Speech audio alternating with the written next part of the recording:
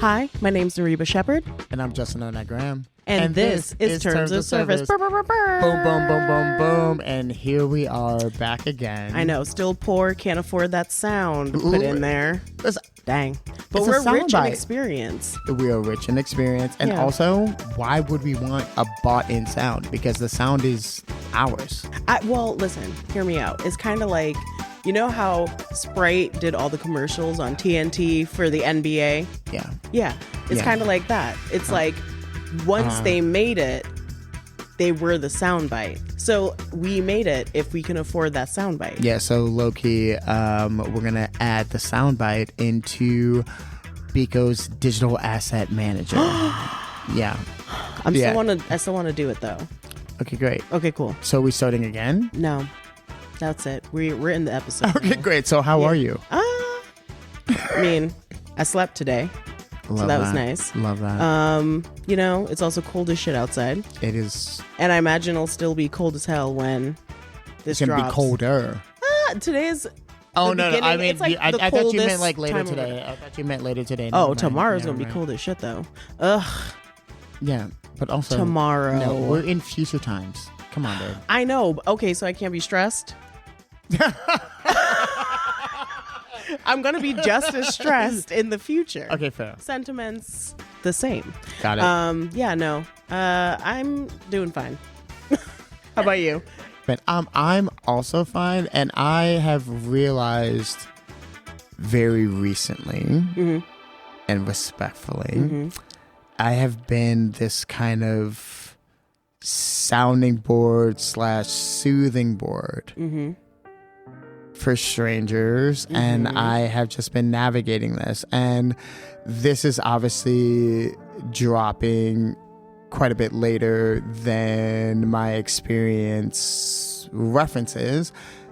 But there's an amazing dude, a black man specifically. He was talking about a loss that he was experiencing, and I was minding my own business, standing outside of, our home studio, and, he just talked to me extensively about the plight of the roller coaster of emotion. And as someone that is on their own journey, it was very unique to provide guidance and support for someone that was a stranger, and it was the same things that I try and tell myself. So it was a whole thing, and then after that, I met someone that is like a conspiracy theorist. So it was a whole. I love a conspiracy theorist. Okay, I'm not gonna get into any of that. Okay. Yeah, but it was like I like, and the reason why I bring that up is because for me, it just made me feel like we as individuals, we as humans, we're still people, a part of a community, a society, a culture, and it's unfortunately affirming to see others struggling for a connection like I feel like we don't actually acknowledge for ourselves. Yeah, dude. Yeah. I've been trying to get you to see this. I completely understand that. I'm just trying. I'm just trying my best. And also, for like being so tired that your mind is like, you know what? Maybe this is a good idea. Yeah. Fair. I just, it was I don't know, because I don't want to make it about me and outside of the community that they're a part of. I mean, I asked you how you were doing. No, I completely understand that. But the reason why I bring it up is because it made me think more about how truthful I have been. And, sometimes it's just easier to default to the fine. Oh, I know. Yeah. I don't do that no more, and people get uncomfortable. Yeah, I feel like I'm just, like we've talked about before, like I just commit to the try. I'm really I'm really doing my best I know. in that regard, while also, presenting space, which I know that's a whole thing, and maybe it won't be a thing when this drops, but it's really important for people to understand how their experience matters, especially when they feel weak and they reach out to strangers for support. I think that it's easier to reach out and talk to a total stranger rather than to your friends and family. You sound just like this dude. Because they have expectations of you, and that's why we keep secrets from our friends and families. That's why, shout out to Molly, my girl, I have a therapist. I pay a stranger. I know nothing. I don't even know what Molly's sign is. I refuse to ask. What if she's a Leo? Moving on. Fair. But yeah, no, that's the way to do it. Yeah. You gotta talk to strangers. Yeah, no, Except absolutely. don't just like randomly start talking to strangers in the street. This you can't man trauma dump did. on people. This man did. Yeah, but you learned something from it. So it happened for a And I reason. hope that he learned something from it as well. Did you follow it up with, I'm so sorry. Shout out to you and your situation. Don't do this. Did you say that? No. Okay, see? He's gonna do it again, but he's finding something. No, he's just going through a thing. I know, I understand. Yeah, he's going through a thing. Yeah. And again, I'm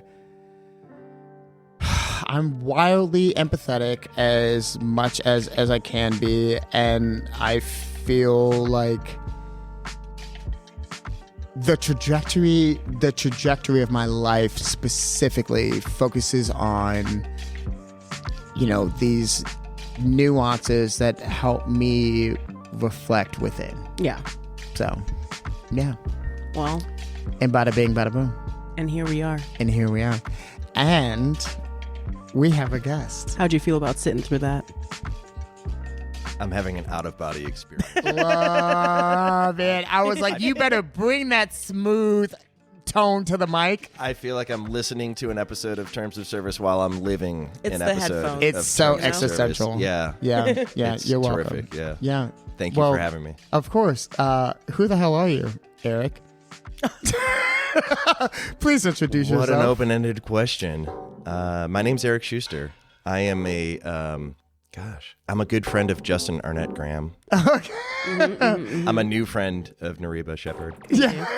My whole government name. That's crazy. I am I'm a momentary member of the Terms of Service family. well, you're a permanent member an now. eternal member. there I have been of initiated. The TOS family. So thank you so very much. But also, before you continue, as per tradition, Yeah, we gotta because know. as a listener, you already know what's coming. What's your sign? I'm a Cancer. Thank God. Is that a God, good? That's a Is that a good good thing? I mean, Max is a do Cancer. you feel Shout it's a out to good Max. thing? Yeah. Wait, let me I put wanna this down real hold on. quick. Yeah. So, cancers, notorious for their feelings are on the outside and the inside. If you cross them, it's a very long bridge to cross, but if you get to the other side, it's over for you. Very much home-makey types. Like, they have to be in a comfortable setup at all times. I joke that, like, their entire life will be unpacked before they finish moving in. Like, everything already has a home. You definitely shouldn't see my condo. Oh my God. Yeah. Is it the opposite? I Do you know with where respect- everything is? With respect to how much credence many people put into the zodiac and the astrological, I find it curious to think that every single person Oh, of the yeah, 8 no. billion people on the yeah. planet that were born between date X and Y all share. The same thing. Yeah. Yeah. So, you know. But would there be, Like, because I'm curious, like, I mean, are there any similarities, like any sort of like behavioral traits? I think if you share enough I mean, characteristics, then it's like, yeah, oh yeah, I relate to that Yeah. part. It's you know. statistics. Yeah. That's fair. It's math. That's fair. Yeah. Yeah. Okay. So analytically, I mean, The fuck? allegedly that Aries are supposed to be like clean people, but we're all fucking dirt bags. So, yeah. You're a dirtbag. No, I said Aries. Schuster? Me. I'm talking about Never myself. mind. Yeah. But I asked that, and I stand by it. Schuster, you're a I dirtbag? appreciate that we're still answering the question of Eric, who are you? And you're helping the terms of service audience know that I'm a dirtbag. Okay. I mean, I am. saying, I'm pretty upfront about it. I'm not saying anything. So, just us knowing that you are a Cancer, and it comes across as like you're a very atypical Cancer by a very distinct reasoning, which I'm here for.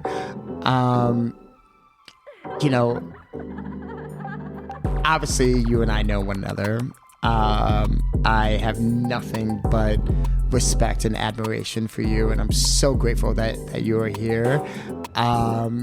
But this is a conversation of authenticity, transparency, identity, and overall empowerment. So before we really dive into all of this, I'd love to let you talk about your background and who the hell you are and how you came into hospitality. Right on. Right on, bro. Let's go. Let's see. How does one describe oneself? I grew up in Chicago, so I have that kind of Midwestern mentality. North side of the city in Chicago, near Claim the neighborhood. Northwest side Chicago, kind of the farthest northwest part of Chicago before you start hitting suburbs. So near Rogers Park, near Sauganash, near... Yeah, I live in Rogers Park. I guess if one were to identify oneself by one's local mall, I was Lincolnwood Town Center kind of... Okay, yeah. Red Lobster used to be there. Facts. Is Yeah. that Facts. Chicago still? Yeah, no, it's listen. a suburb. I was blocks away from the suburbs. Lincolnwood Town Center is a suburb. Okay. Yeah. But that is not where he's from. It was a proximity to the mall. I feel like it's so strange how like people in and around Chicago are desperately trying to like claim Chicago. Eric was I'm not, in Chicago. In Chicago. but so what neighborhood? Like Rogers Park. Peterson Park area. Peterson Yeah. Park. Like what's the cross section? The intersection. Peterson and Kimball. Okay. 6,000 Okay, north, so yes, 3,400 west. That is Chicago. Yeah. Damn, that is so specific. I Yeah, love that. that's and it. as a native Chicagoan, y'all can come for me as much as you will. I'm not good at the grid system.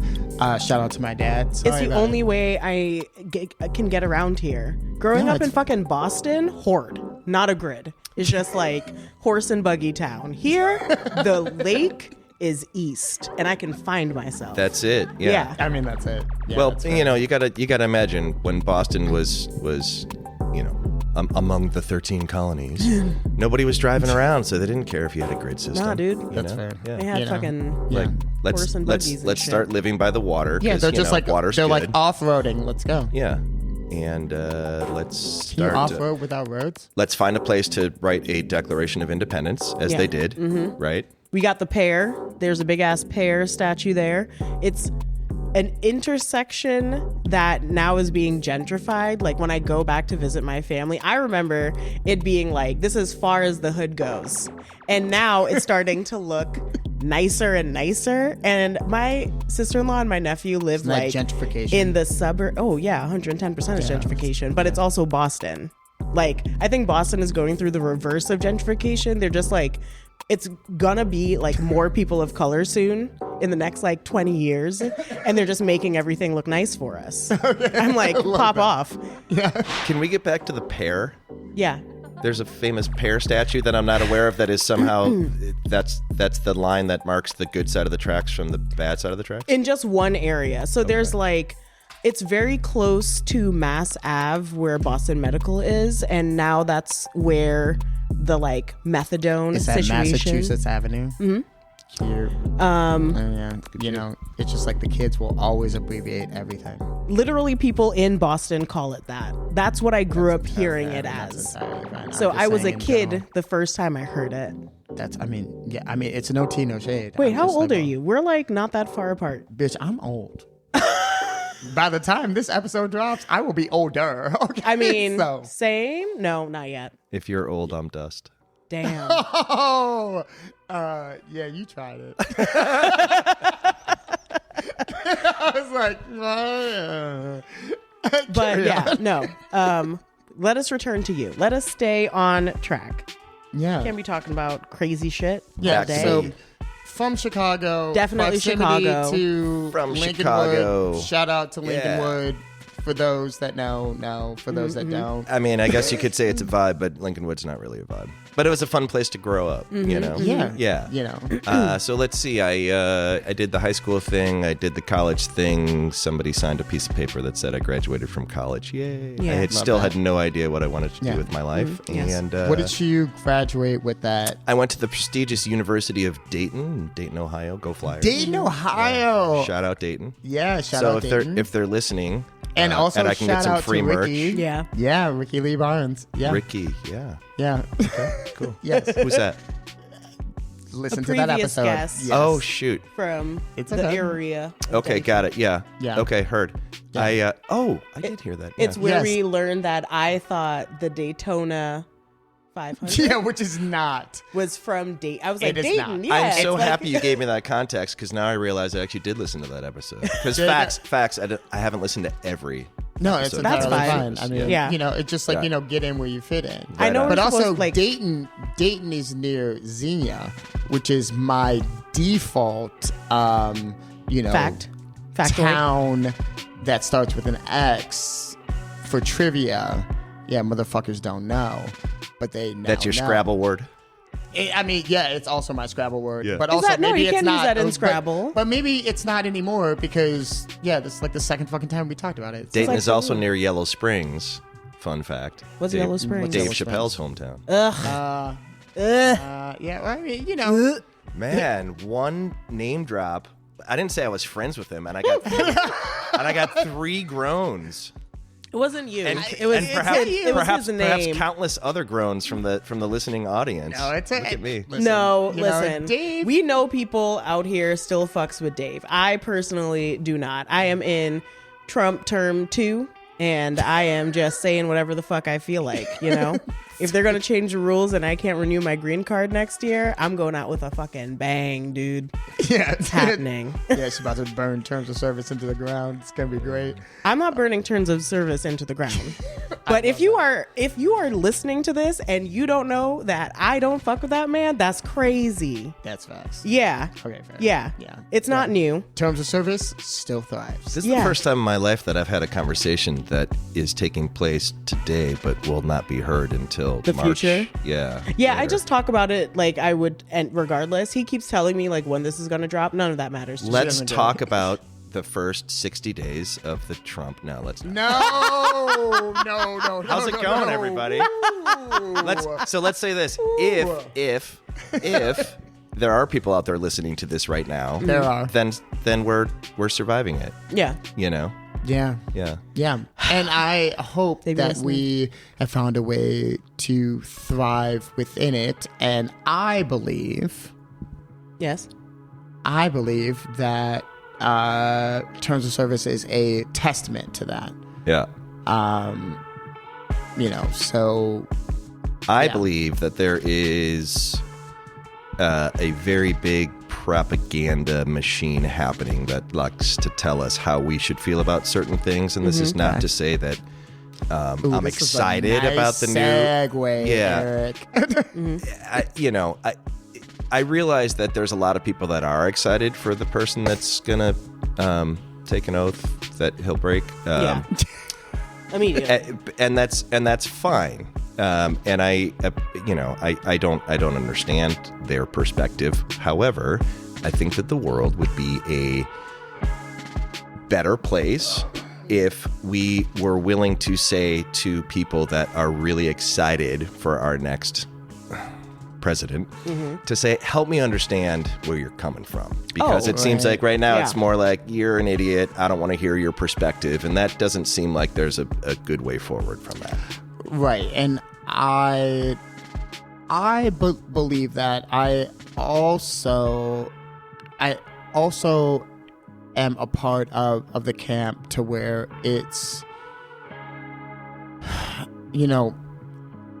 I can only speak from my experience, my journey, so on and so forth.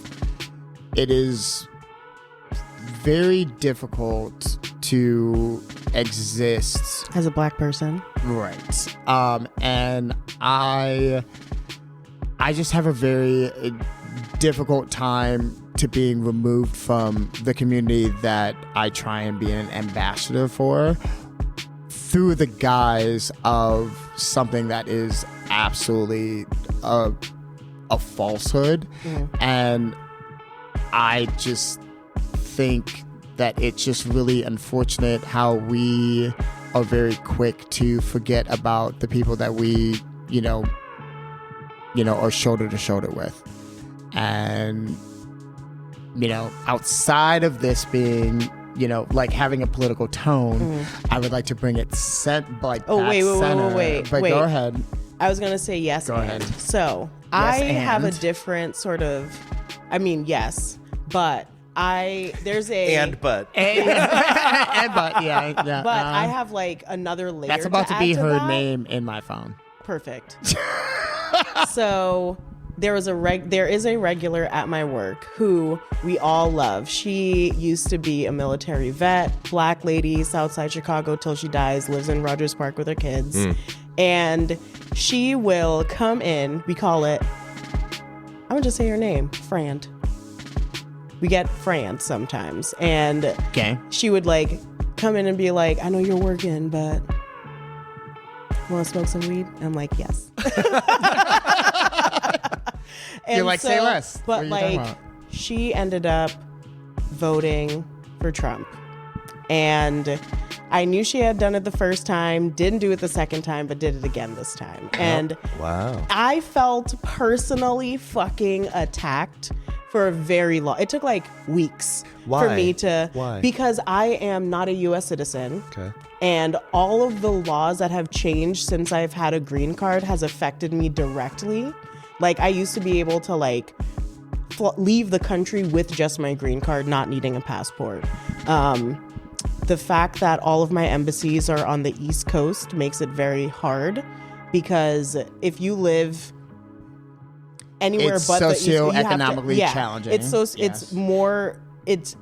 It just puts a lot of strain day to day on like existing, knowing that I might have limited time if he decides to fuck with something else. You felt attacked because this person who you consider a friend, exactly, who you smoked weed with at work, we can correct that in post.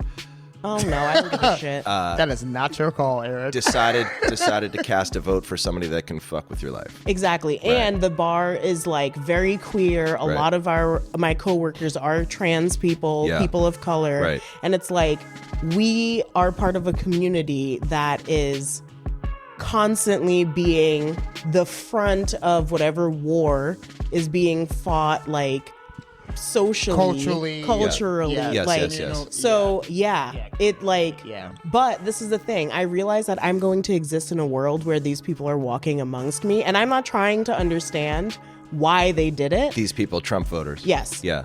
Right. I felt powerful. What's saying interesting? Like that. What's interesting in this small anecdote is that you had a relationship with Frand first before you found out that Frand cast a vote in a way. I found out pretty quickly. Right. In knowing her, like within a week or two. Right. But she was like, yeah, no, like, I didn't realize that it was like. But also, I feel like, because we love a tangent, as you know. Yeah. But I also feel like this is a very distinct tangent because it speaks to how I know you. Okay. We can get to that. We can just have the conversation. No. But also, I feel like I just want to make a point here because we're 30 minutes into this conversation and we should make a point. No, but also it's just like it's entirely fine. We'll figure it out. Excuse my interruption. But I think that it's really important to where it's like how I know Eric, how I have come to know Eric, and how we have maintained this relationship, it has been very diplomatic. It has been very transparent. It's been very empowering on both sides, and there's this unifying metric of understanding, right? Yeah, thank you. And I think that, you know, when this episode, you know, is airing, people are going to listen to this and be like, okay, well, it seems like it's one way or the other. But Eric, you really have like a brilliant curiosity, because you actually care about the individual. And that is, and I would love for you to speak about that. But that is truly the bridge into this conversation as well. I need to start with thank you, because that's a very nice compliment. Brilliant is a very strong word, but curiosity for sure. Yeah. So I don't know if that goes with cancers or not, but I would say I'd say I'm endlessly curious. Yeah. Right. Yeah. Because it's interesting that we are propagandized. Thank you.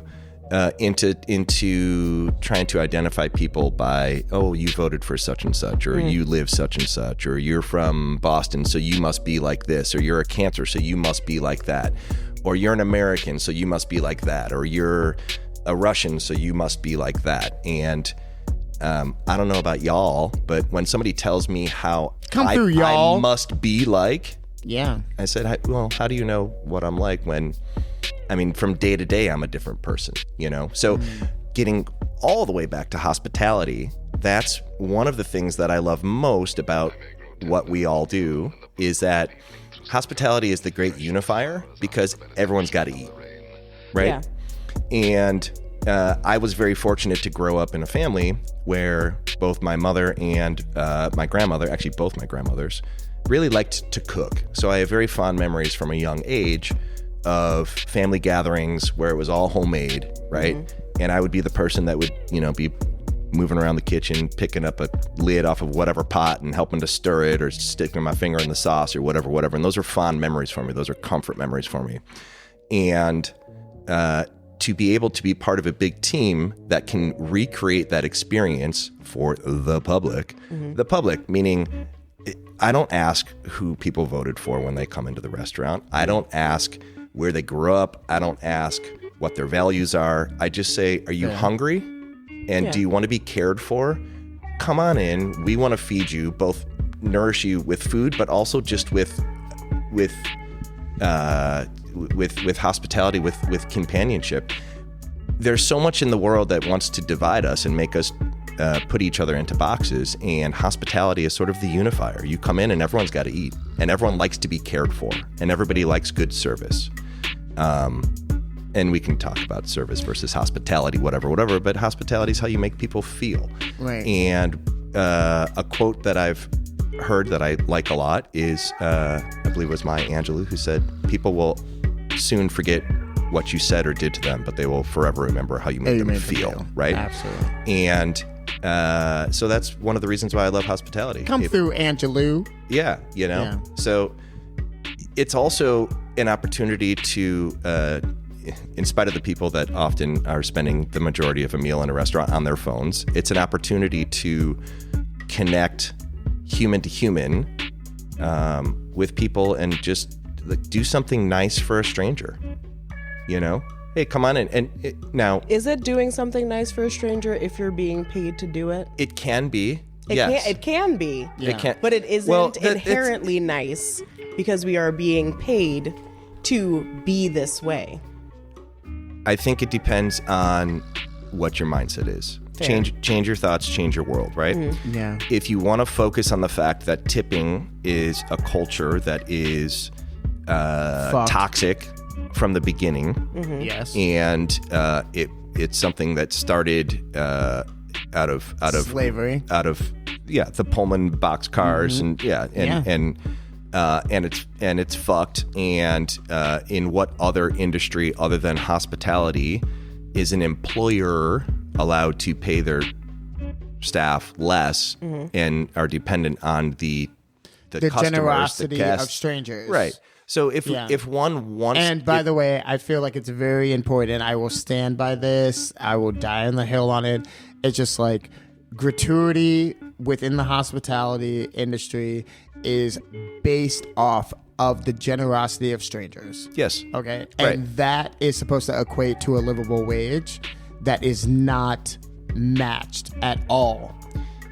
Especially when most of our Yes. like society is not making a livable wage. yes, Absolutely. and listen, Yeah. all of these, I just want to make that statement clear. all of this is so valid and so worth discussing, and so a large part of the reason why I appreciate terms of service, and I think why you have a growing community, and being nice to strangers can be detached from that whole conversation if you change your thoughts. I could agree. Because I mean, yeah, it because could when be. when when you shift your focus to a soup kitchen, okay, that's still hospitality. Nobody's Yes. paying for it. Yeah. You're not. So But that's you volunteering your time to do something outside of you making a livable wage. And I'm like, I'm not saying that it's different. right. I'm just saying that like it becomes different because it's paid versus unpaid labor.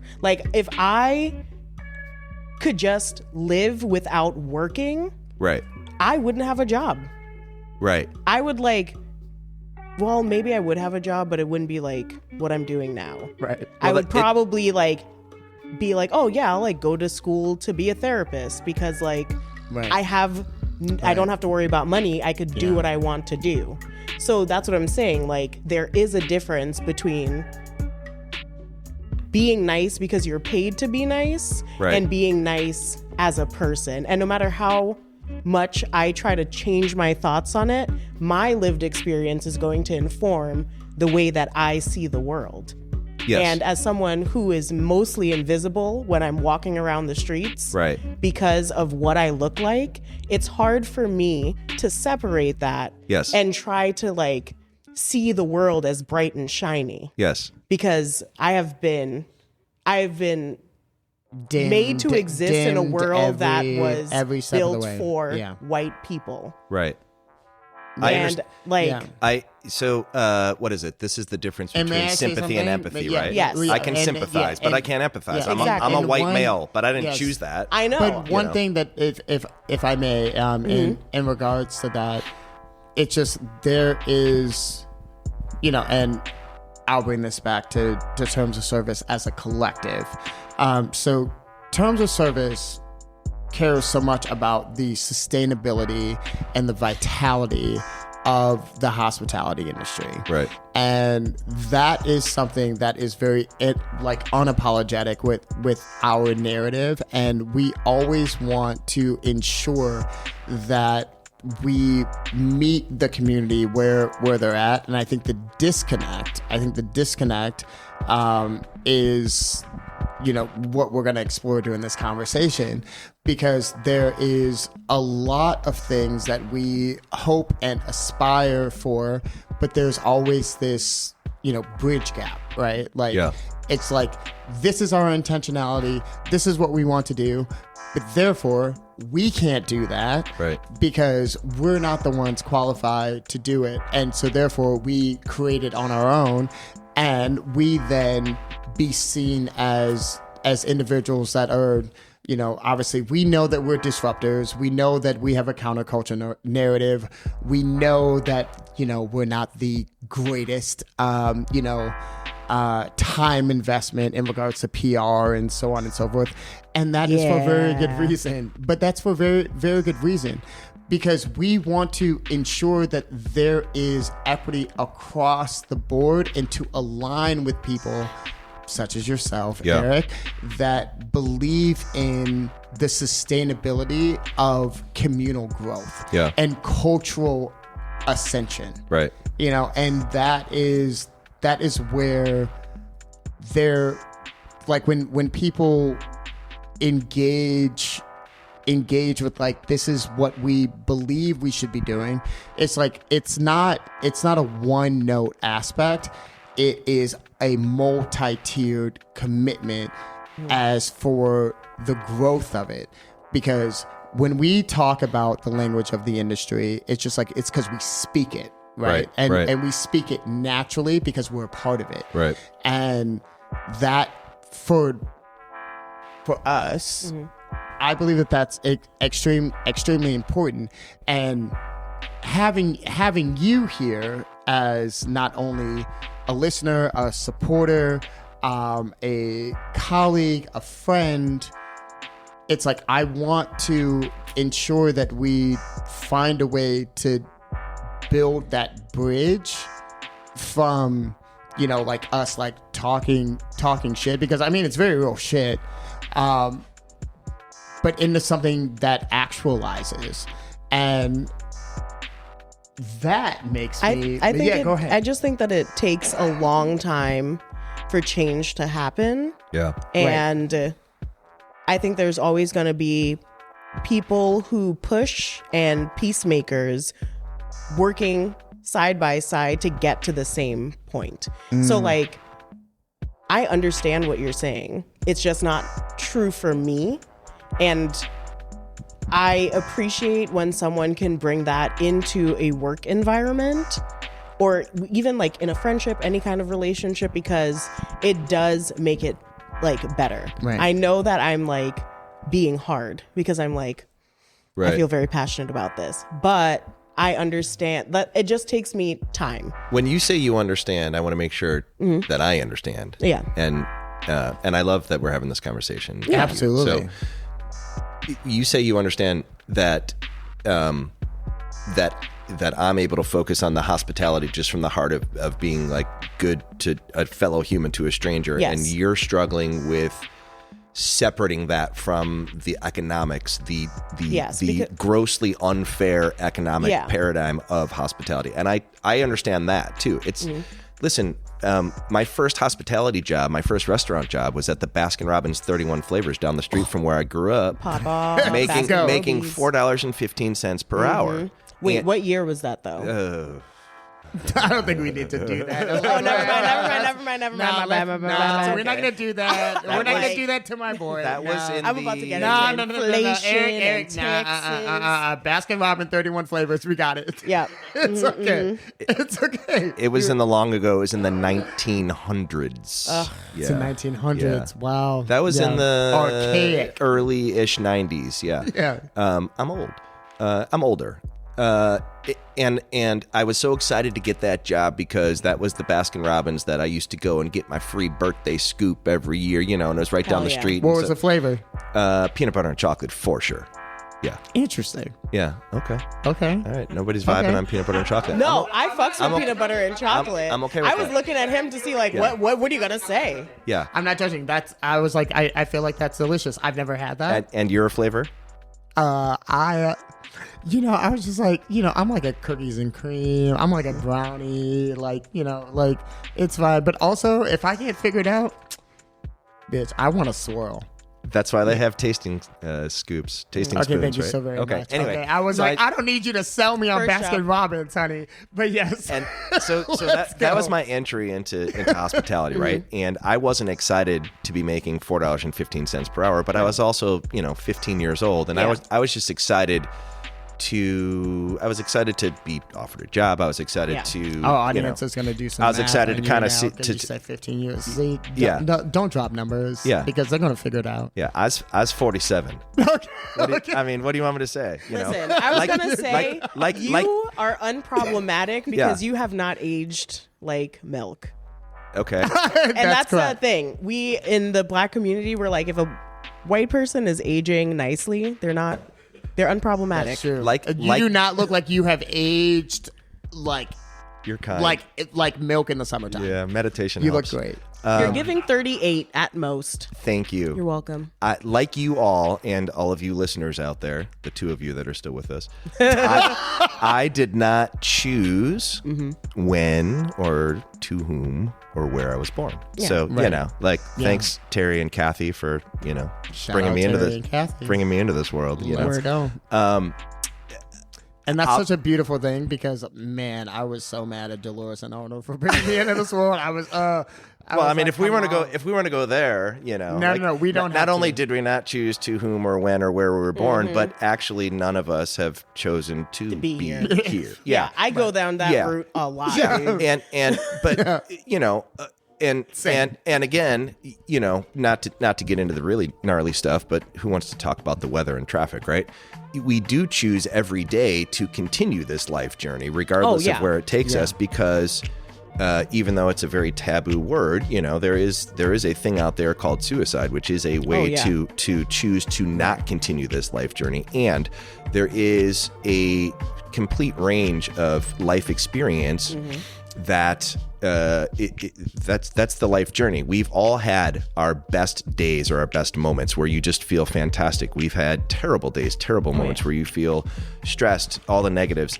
And then ultimately those feelings come and pass, the peaks and the valleys rise and fall. And then we all sort of return to this sort of stasis, right? So people talk about choose happy. I try to focus on contentment because all of those wild emotions come and go, and you can easily get charged into feeling those wild emotions when you think about politics, when you think about the disparity of the hospitality industry versus the joy that one gets from doing kind for strangers. Yeah. And if you choose to give energy to those negative feelings, it's easy to continue adding logs to that fire, right? But where does that ultimately get us? So to get back to what one of the two of you just said a moment ago is, how can we move from talking about the disparities in this industry of ours towards actually affecting some sort of change, right? Yeah. So fast forward from Baskin-Robbins, most of my restaurant career has been front of house, right? Which means in my hourly roles, I was tipped a pittance and then made tips. And then I got into restaurant management, restaurant leadership. And then I was a salaried person working a shit ton of overtime and not getting paid overtime, blah, blah, blah, blah, blah, right? And that's, I was somewhere along that journey, Justin, when I first met you. And you paid me a very nice compliment then. Something to the effect of, Eric, you're not like many managers that I've worked with before. And that's, I never got into that no role. Managers can really fucking deal with me, to be quite honest. But, shout out to you. Well, you manage. I managed, but I was not managed. Yes. I didn't, when I took the job at Baskin-Robbins, it wasn't because I was like, one day I'm going to be a restaurant manager. Yeah. And I want to be a manager because I want to be a BOSS. Like, no, I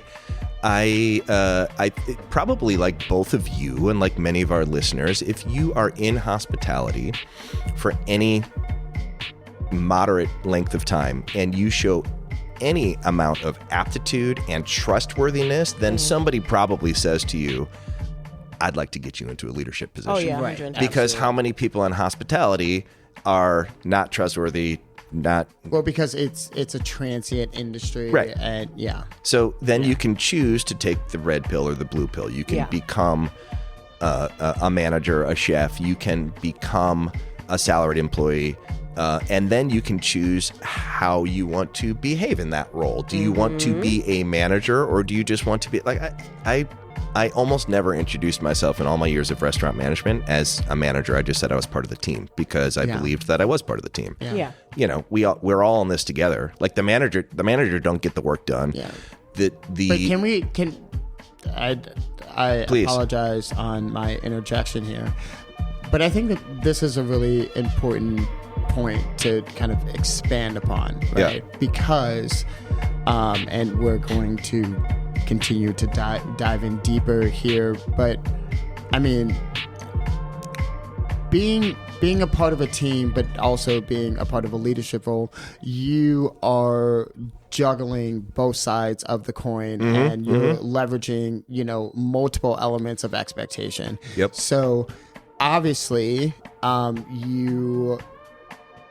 you know things that just the business needs to do to stay afloat and be profitable, and like everyone gets your bonus.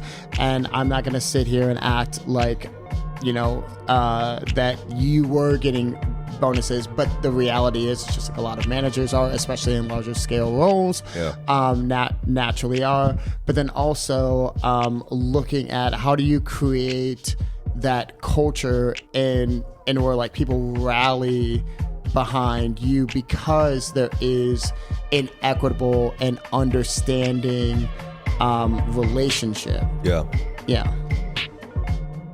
Good question. And I just try and meet people as people and not give any credence to what their role is. Absolutely. I can think of a time years ago when I was managing at a steak and seafood place, and somebody said, boy, you seem to know the first and last names of everyone on the team, including the dishwashers. Of course. I mean, why wouldn't I? Yeah. You also handle all their paperwork. Yes. Yeah. I've been a dishwasher. Yeah. I know what that role is like. I don't know what it's like Listen, zoom out. Right? I like to come back to the mantra of zoom out. When you get a little bit too hyper focused on whatever, zoom out. My experience of life is my experience of life. Yeah. I was born into this body. I was born into this sex. I was born into this society, into this time of human history. But there's 8 billion people on the planet. Yeah. So I can only appreciate your experience of life when I listen to your stories. Right. And I don't know. I know what it's like to wash dishes at a busy restaurant for a shift, but I don't know what it's like to wash dishes at a busy restaurant for a shift when my home country is not America, when this is one of 3 jobs that I have, and I'm a father of multiple children and a husband and a neighbor and trying to do all those things. So I can empathize with the work of washing dishes, but I can only try to sympathize with what it's like to live that lifestyle, you know? So and that gets back to hospitality versus the business. I try to consider myself, Justin, you complimented me by saying that I was brilliantly curious. Thank you. I'm curious, but I try to live empathetically as I can. I try to understand where other people are coming from. And I think that, again, zoom out, whether you're talking about hospitality or politics or whatever, I can only understand the world from my perspective and my experiences, and that's limited. I only get 24 hours a day, and I got to sleep for some of them. Yes. So how do you better understand this crazy adventure called life other than by listening to other people's experiences? Yes. Right. And the more I talk, I can't learn anything new when I'm talking. Yeah. I can learn when I'm listening. Yeah. Right? Mm-hmm. And so that kind of mentality is what I've tried to bring to the years that I was in restaurant management. But I can also say that the years I was in restaurant management started in 2003 and ended 2 years ago. Yeah. And so that was a journey, and now I'm still in hospitality. I'm no longer in management, and I've frankly never been happier than to be, because Justin, you touched on something that's really important. Like just like it's a human being that's washing dishes, it's a human being that's the chef of a restaurant, it's a human being that's the captain of a private event, and we managers are human beings, but we also do bridge a gap between the hourly staff and front of house hourly staff and back of house hourly staff. That's a whole range of income and backgrounds, and we bridge the gap between the hourly staff and ownership. Yep. Yeah. Right. And so that's a delicate balance too, because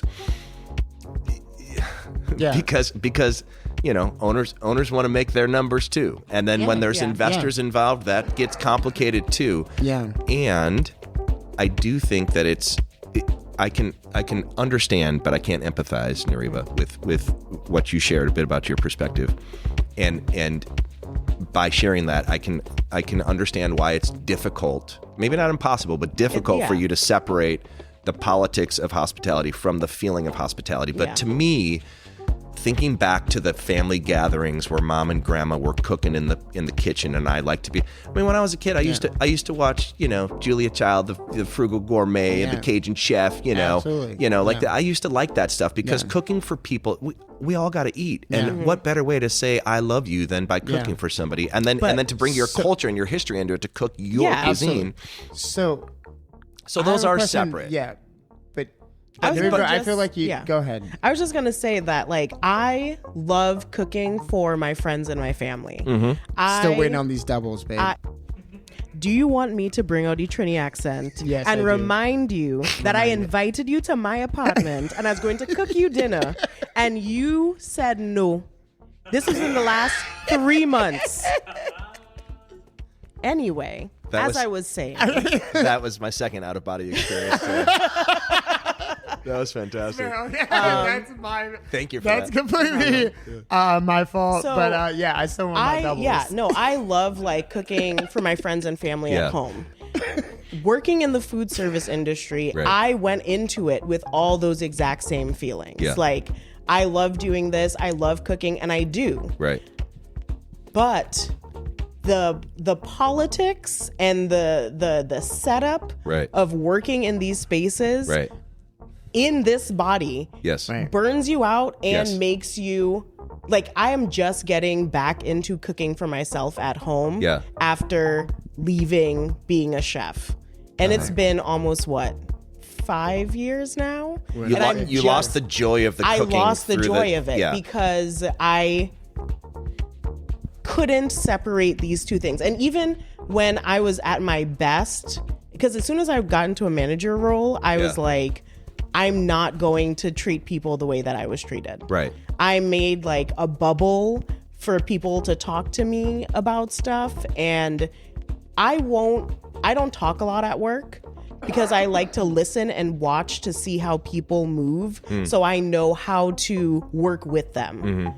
Like, if you're someone who is very independent and you want to do stuff, I'm not going to get in your way of doing it. I will help you. I will assist you in doing it. I feel like hospitality for me in the service industry isn't so much about the customers anymore. It's about how we treat each other, because that turns into how we interact with customers. Right. And if we're not there trying to enjoy ourselves while we're like making 1 million drinks on a fucking Friday night, like, then we're just crazy. We're all just fucking crazy. If you could, how's this for a jump ball? If we talked about the difference between talking about what we wish were different in the industry versus actually affecting change, right? So take the how do we affect change out of it for a second. Take that part and just set it aside for a second. If you can wave a magic wand, and I realize this is okay, but let's say you can wave a magic wand and recreate the hospitality industry the way that you would idealize it. Yeah. What would it look like? Okay. Well, it would go, my idea would go beyond the hospitality industry. Okay. I think that I would go back in time and murder the person who invented money. You gotta go.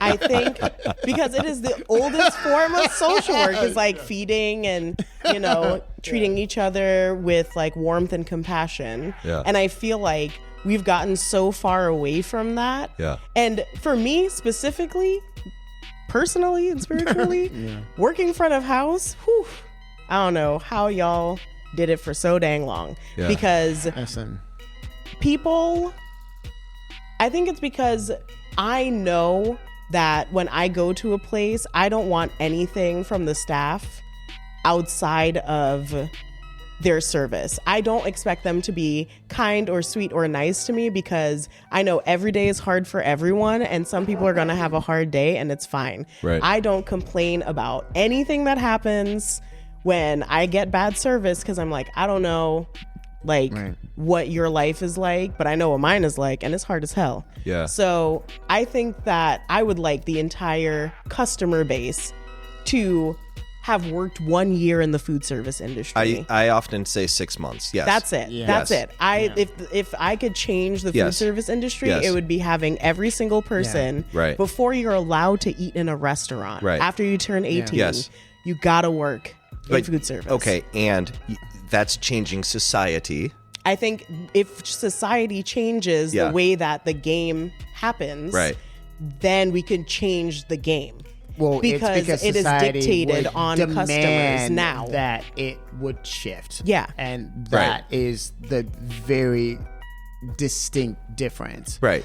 Well, that's in the grander scale. But if it was just food service, like one thing I could change about the industry, I want everyone to be like spending a year working in restaurants or in the hospitality industry before being able to like go in. Because Right. I think that a lot of the stress comes from us trying to live up to the internet and Yelp and people's experiences that they have, and it's a trickle down effect of how we operate now. Right. Because people got more of a voice with ownership directly because they're the ones that are seeing all of these like reviews or whatever. Right. And then the rules then change so that we can accommodate all of everyone's experiences that they want to have when they come into spaces.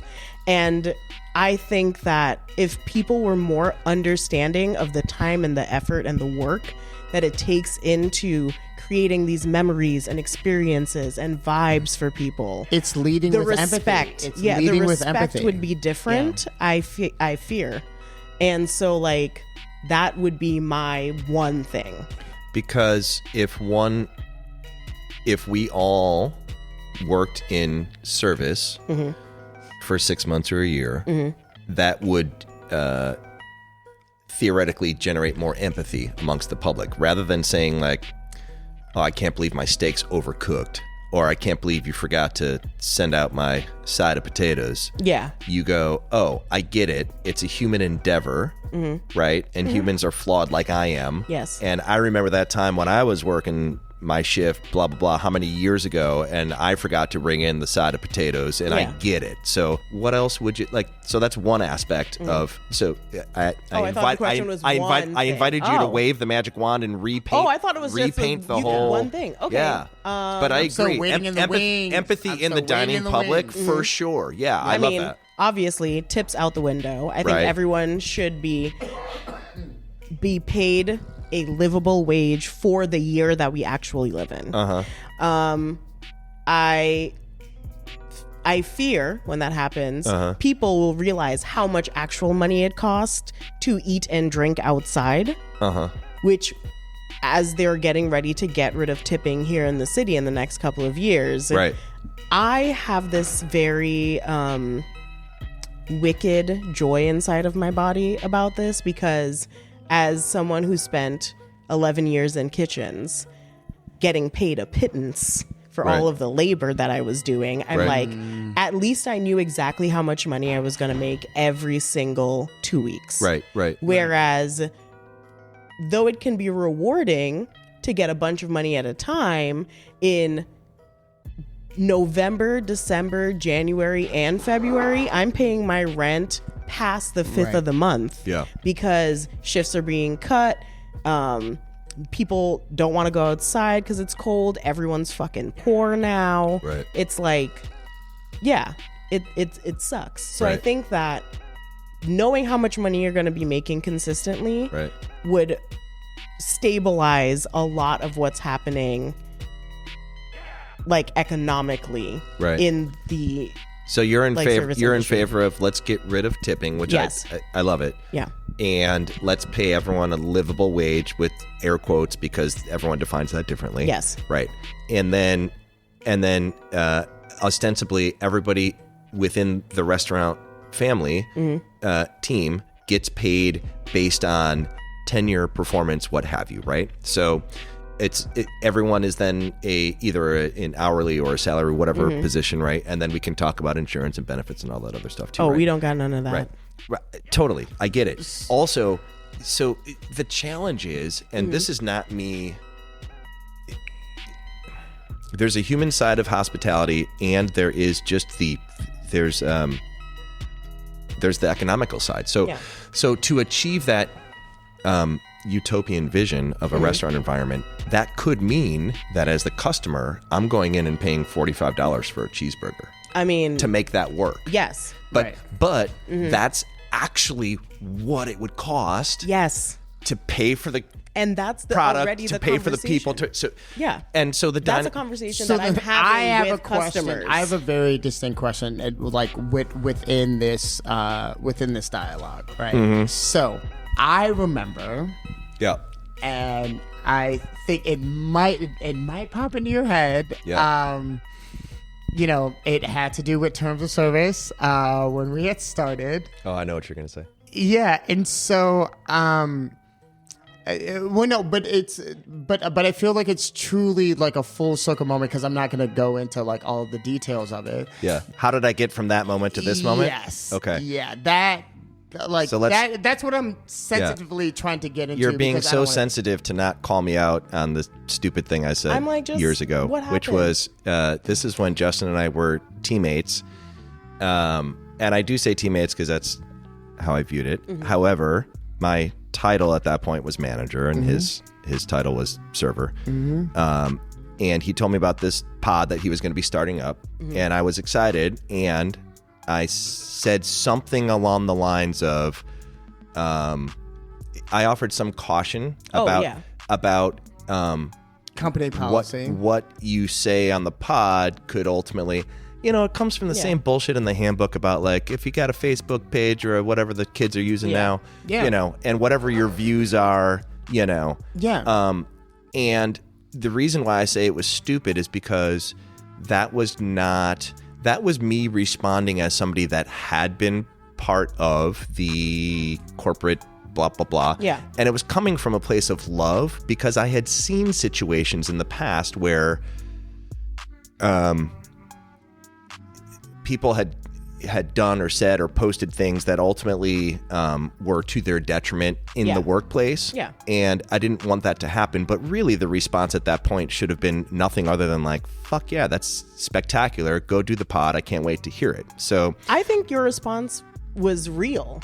Because I mean, it was real. Because it's it was the one time that I ever remember, Justin, you and I having a conversation that was anything less than like completely cordial. Like I could tell that I pushed a button, and it certainly wasn't my intention. I push buttons with him all the time. Yeah, right. I say whatever is like true to myself in the moment, but like no, I respect where you're coming from. I came into the podcast with, I'm gonna burn my name to the fucking ground. Yeah.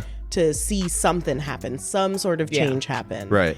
But that's also from my experience as being a person of color and a woman in this industry, saying anything against what the norm is. Right. Because that is the standard. Right. So like, I completely get where you're coming from. I feel like my mom, because my dad was a journalist, when I told her about it, she said something to the same effect, which was like, yeah, but you have to be mindful, because if you want to keep working in this industry, blah, blah, blah. And I was like, I understand your concern and where you're coming from, but the things need to be said. I feel like it was just, and in the moment, it wasn't the thing that you don't want to hear it. No, it wasn't that. It was just very like it was very cautionary, right? But it was very distinct cautionary. It wasn't in full respect. Yeah. It wasn't empowering. Yeah, for sure. It was just like, this is something that you need to pay attention to. Right. And, it's just like for us, I mean, like the entire crew is not here. And at the time, like the entire crew was like all in. And so it was just a representation of to where it's like, like we want to make sure that like you have a better like experience and all of that. Yeah. But I'm not saying like you right now, like in regards to this conversation. It's not just like you like. Yeah, but it's just like, but I just wanted, and I just wanted like support to where I didn't know where to source it.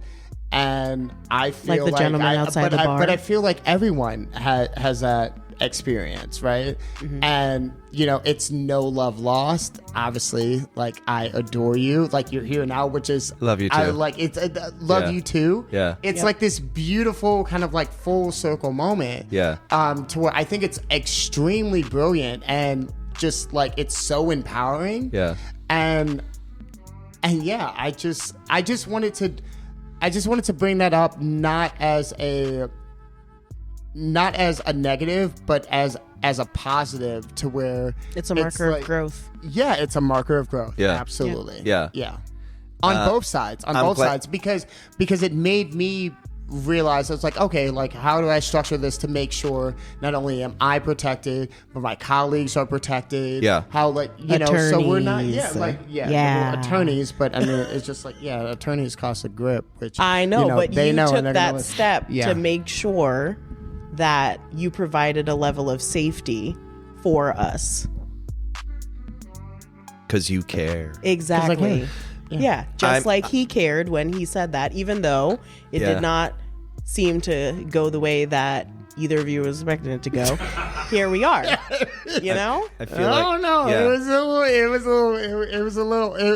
was a little different. Yeah. But also it was a very different time. Yeah. I mean, this was That like was COVID. That was like, COVID 1.0. Yeah. Yeah, heart of COVID. Yeah, it was Now we're very in Quad like, City it's like, of COVID.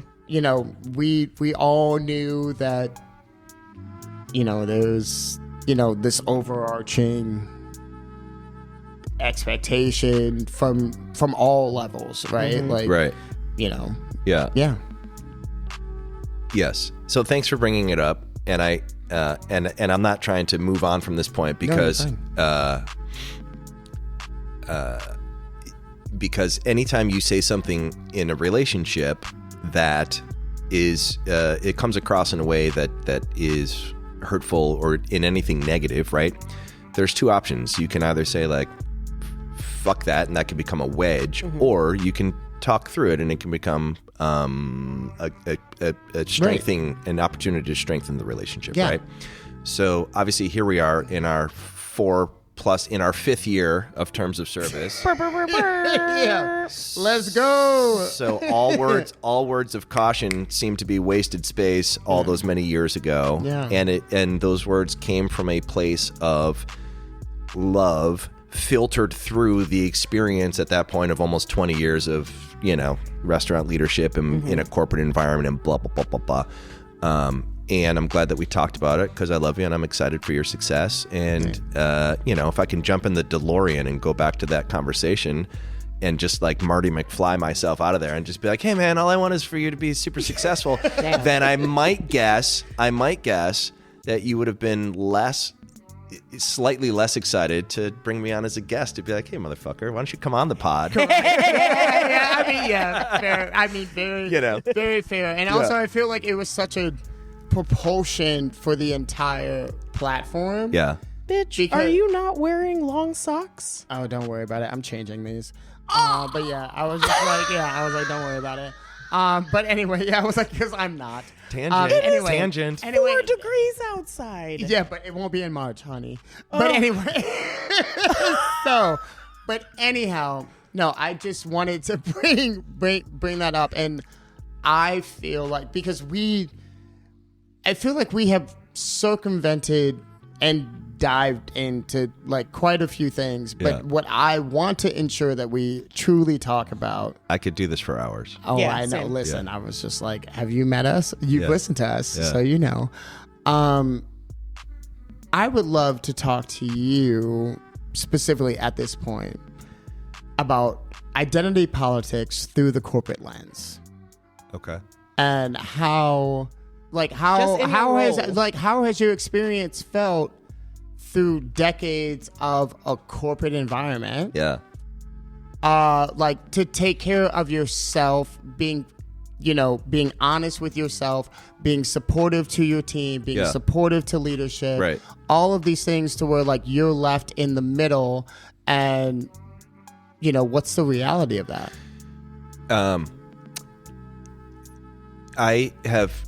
I've grown as a person probably more in the last 5 or 6 years of my life than in the first 40 some, right? And just due to COVID was kind of the grand awakening for all of us, right? Right. Sort of COVID was sort of that scene in The Matrix where Keanu wakes up in the pod and looks around and he's like, oh fuck, wait, what? You're like, what the fuck? Yeah.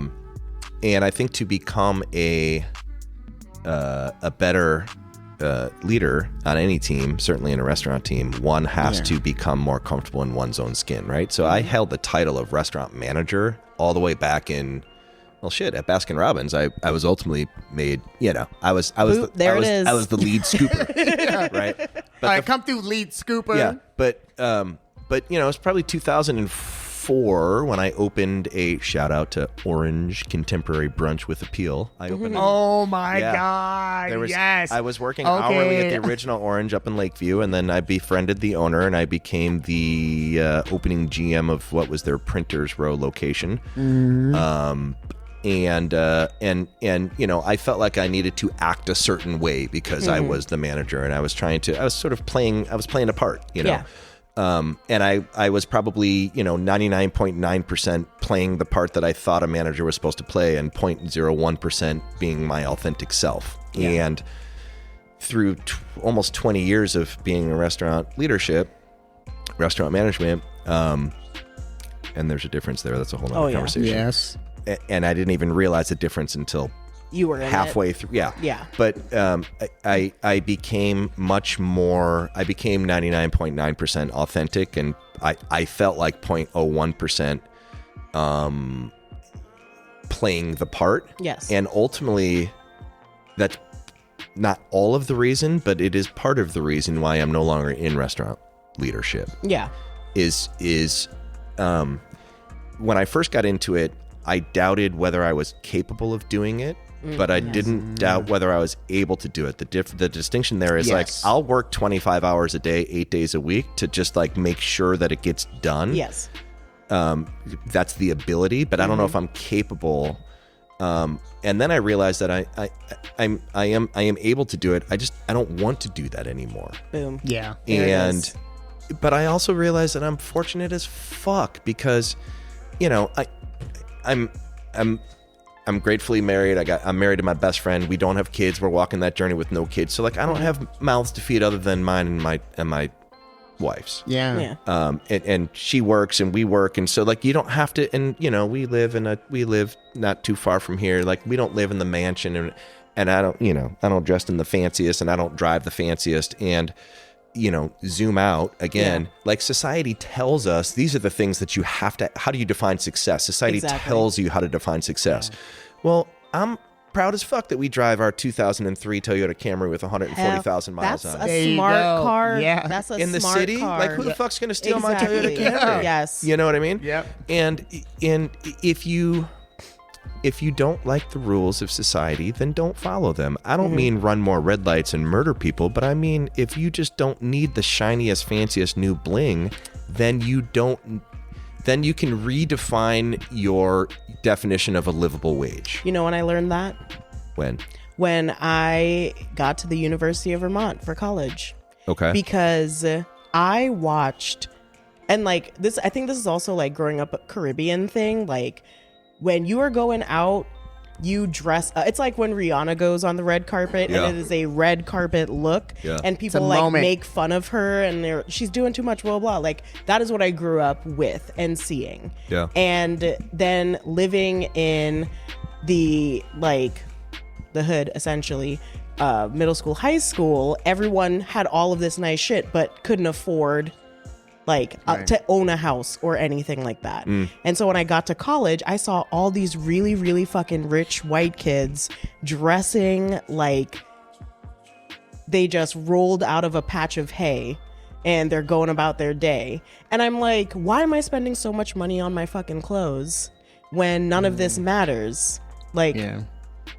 And so I just started like dressing however the fuck I wanted and just being whoever I wanted to be, because more people were interested in me as I was than if I was like being something that I'm not. That part. Right. Yeah. Yeah. It's 4 degrees outside, so we need to dress, socks optional. But That's just wild. But we need Bitch, we need to dress to survive, right? Yes. But fashion is where capitalism and economy bastardizes the basic needs. Bruh, right? have you watched a documentary on Netflix called Buy Now?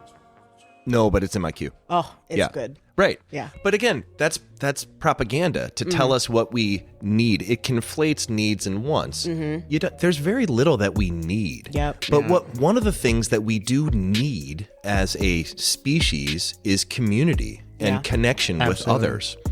And that does not mean clicks and likes and subscribes. Nope. That means, and I realize the irony of what I'm saying as it's only being heard by 5 people in this moment, but hopefully being listened to by other people's on an electronic device, blah, blah, blah. But what we need is we need more of these conversations in person. Yeah. We need connection. We call ourselves human beings, and if you follow some sort of a religion that tells you that we are the dominant species on this planet, that's where the human ego comes from. Ants. But yeah, who says that we are in Ants charge are the dominant of? But the creatures. reason why we're human beings, but we're mammals, Yeah. right? Right. I mean, and the only reason why we have become the dominant species on this planet is not because we were the biggest or the strongest or the fastest of the animals on this planet. It's because we worked together, right? There's a book that I read not too long ago called Tribe, recommended by a shared friend of ours from our working past. Shout out Levi. I wasn't going to, but good for you. I was like, I know. Love you, Levi. I was like, shout out and it's a Levi. great book, and it talks about exactly what I'm sort of trying to awkwardly summarize, which is that we, as a species, became the dominant species on this planet by being in a tribe. Yep. And by working together, right? And then how do we define which tribe we're in? Well, you can be a Caribbean woman, you can be a white man, you can be an American, or you can be a Chicagoan, or you can be a North Sider or a South Sider, or you can be in hospitality, you could be an accountant, but you define yourself by however we want to define ourselves as tribes. Society, the part that's not sustainable is cable news and social media, and all the algorithms want to divide us and want to only focus on what makes us different rather than our shared humanity, which is, I don't know what it's like to be a Caribbean woman, but I know what it's like to be a human being. Yes. I know what it's like to feel a genuine hug from somebody and how that makes me feel. I know what it's like to be hungry and to have somebody cook for you. I know what it's like to be angry and sad, and you know those things too. So from that, we have shared humanity. Yeah. And zoom out. None of us know what happened before we took our first breath. Mm-hmm. None of us know what happens after we take our last breath. We call that faith. What we do know is, like, every day's an adventure. Some days are harder than others, and we need each other to fucking get by. Babies pop out and they won't survive on their own without each other, right? And if you're walking down the street and you see somebody stumble and fall, your first instinct isn't to say, "Who'd you vote for?" Your first instinct is to offer them a hand and help them up. Well, but cable news and I'm a child. I laugh, but I was I just like, I'm immediately laugh, too. awful. Yeah. Unless you're like very, very old, I'm laughing first. Okay, Yeah. got it. Yeah, We're garbage. Yeah. okay. Yeah. Well, when you guys I get feel to like we're when you get to garbage, Grandpa's age, maybe you'll feel differently over here. That's what I'm saying. Because I was just like, because if I fall right now, I'm gonna need some help. But also, if someone laughed, I get prefaced it with, if you are considerably older than me and you fall, I'm not going to laugh first. Yeah. I will ask for help. But Yeah. If you're drunk and stumbling, I'm going to laugh. yeah, I get Oh it. yeah, I well, was just I like, that fucking, that little like lip in the sidewalk. It'll get you every I'll time. be right there. I'm like, ooh, I'm sorry. Listen, I was just going to say that I love the understanding of what you said. Right. But I also can't help but to think of like the indigenous people that were here before us who had that setup. Oh yeah. And Right. it was ruined Yeah. by Yes. literal Yeah. outside men. Yes.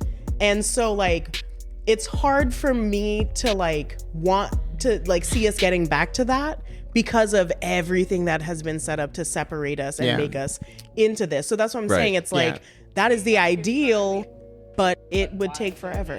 Just get on Red Note. I can't do it. So like it's hard to believe in the American dream when it's all built on a lie. Well, not even that. Like I still believe in the American dream. I know it's a lie. Yeah. But like it's like Santa Claus. You know it's not real, but we're still out here doing the thing. Yeah. Who? The societal wee bitch. Okay, got it. Yes, societal wee. So yeah. And the thing is like I think we can, and I think we're on the verge of like getting back to a higher level of humanity because like the seeds have been planted and seeds grow even without like being seen. There's a lot of work happening under the soil right now. Yeah. And I think in the next couple of years, we're going to see the growth of that because I think it's like we're going beyond politics now. Like people who are watching this happen politically in the US, they're like, it's not even about like Democrats and Republicans anymore. It's just about like getting people on state levels in to like be the representation of the change we want to see. Yeah. Right. And I think that in 20 years we'll see like what this plant's gonna be. Right. Yeah. But I think that change is coming and we are gonna come full circle again. May I say something on that? Yeah. And you know me, I'm a glass half empty kind of bitch. I mean, you're entirely fine. And also, we're wrapping up on time. Yeah, I know. That sounded glass half full. Yeah, but yes. It sounded glass half full. Well, I mean, it's the other She's half like, of the I'm coin. drinking it Change down. your thoughts, change your world. Yes. I really, want to thank you, Eric, not only for this conversation, but also, the nuances around it, right? Like, there's identity politics, there's, corporate ecosystems, there's, political landscape, there is so many different elements of, politics and awareness. And you do such a great job, not only of like who you are as an individual, but what you stand for in every organization that you're a part of, to be an ambassador for those around you and the things that you support. So, and I can't thank you enough. Oh, thanks. No, love you too. Absolutely. I was like, I didn't say all that, but I love you too. You did. We all heard it. Yeah. And all the people listening will also. Yeah, hear it. I was just like, they're gonna clock me on that. Yeah. Right. But yeah. So the title of this episode is Clock it. Justin and Eric strengthen their relationship and mend old wounds. Yeah. Narima's gonna be like, the fuck? No. Whatever the Listen, name is. She's like, it's fine. She's like, I'll share it. Like, it is what it is. It's one of the things that I love about what the Terms of Service family does is it's just real talk, and the goal of the mission, as I understood it, was like, hey, this could just be conversations that we're having post shift, blah blah blah. Yeah. And the fact that we have delved into a bit of just like zoom out, talk a little bit more about humanity, whatever. That's really what fuels me to still enjoy hospitality. It's like minimum wage aside, politics aside, whatever. There's an opportunity to connect. Yeah. And it's if the whole world treated each other. If we related to each other the same way that we relate to babies and dogs, Yes. what do we do with babies and dogs? We smile at them, and they smile back. Yeah. What do we do with strangers? We typically tend to try to not make eye contact at all. No. And I've tried a little mini social experiment in recent years where you're walking down the street, not like an overtly creepy way, but if you just happen to catch a stranger's glance for a second, I just offer like the smile, this smallest little smile, and Wait, can I see the smile? 9 times out of 10 they return it. Can I see the smile? Just a little, Okay. just like that's just like just like dude. No, just like I just had a happy memory. Well, it's hard to fake it. No. But it's like I just had a happy memory kind of smile, and people return it. Yes. And In the Black community, that is a thing. Okay. We're like, like you're walking down the street and you see a white person, they're like, and you're like, yeah. And so I just wanted to see what your smile was. Unless when I moved to the Midwest, I started like looking at hiking, people. It's very different. Like, I think, it started before that. Like, you're going to love this. And I was like, okay, great. I'll be there soon. I love it. I'll be there soon. I'll be there soon. Or maybe I won't. I don't know. Do you know something I don't? Okay, great. I mean, I try to do that as well. Yeah. But like the way that is set up for me is that I am trying to go unnoticed. Do not perceive me out in the wild. That's fair. I'm trying to get to point A point A to point B. And generally, when I have allowed and engaged in conversation, someone is either hitting on me or they say something weird, and I'm like, could you murder? Help me bridge the gap between Nariva. My goal is to go about being unnoticed, and I decided to start this podcast. Bruh, we talk about that all the fucking time. First of all, I have just started to realize in the last 6 months that people be listening to us for real.